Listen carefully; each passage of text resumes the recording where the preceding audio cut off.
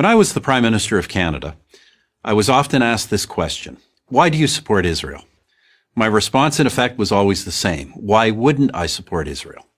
Why wouldn't I support a fellow democratic nation where open elections, free speech, and religious tolerance are the everyday norm?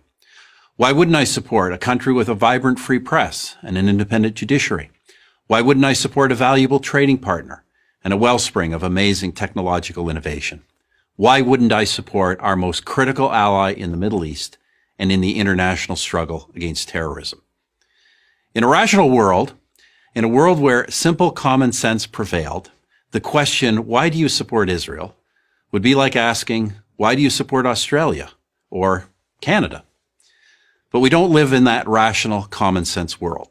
So the case for Israel has to be made over and over. I, for one, am happy to make it. Let me start with this. Every military action Israel has ever taken has been to protect itself. Israel is not an aggressor state. It's a defensive state. This has been true from its founding to this day. As a fledgling nation in 1948, Israel was immediately attacked by its Arab neighbors. Their goal was not to contain the tiny new country. It was to annihilate it. No nation came to Israel's aid. Not the United States, not my country, Canada, not the United Kingdom. No one. They all thought Israel would lose, but it didn't lose. It won.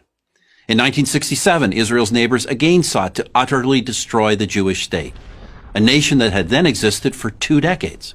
Again, Israel prevailed, and it survived another all-out attack in 1973.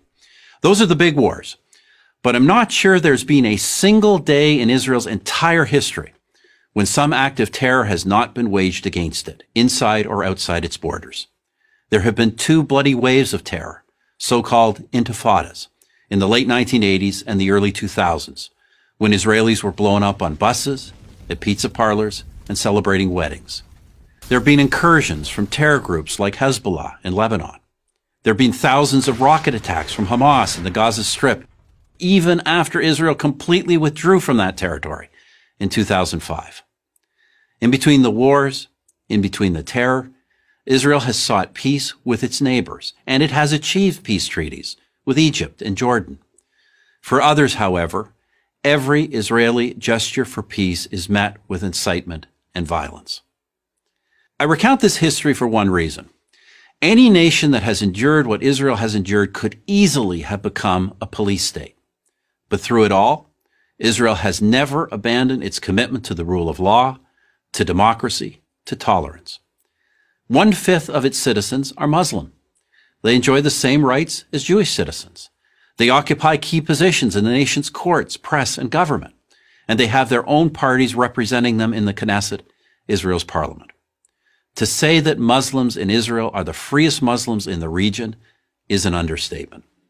How about this as a human rights test? Prisoners in Israel, be they Jewish or Arab, are well treated, well fed, and have access to the best possible medical care. Parents and spouses of these prisoners know where they are and that they are safe. Who else in the region but Israel can make that claim? Through all the wars and all the terror, Israel has survived, and especially in the last 20 years, it has thrived. It's known as Startup Nation, and with good reason. Key components of your cell phone and your laptop were designed in Israel. A drug or a medical device that has saved your life or the life of a loved one may have been developed in Israel. Yet there are leftist politicians, activists, artists, academics, and college students who devote their lives to denouncing Israel, calling for boycotts, demanding it be cut off from academic and professional societies. Do they denounce the Palestinian leadership that hasn't held an election in well over a decade? Do they denounce the leadership of Hamas, who use women and children as human shields to protect their fighters?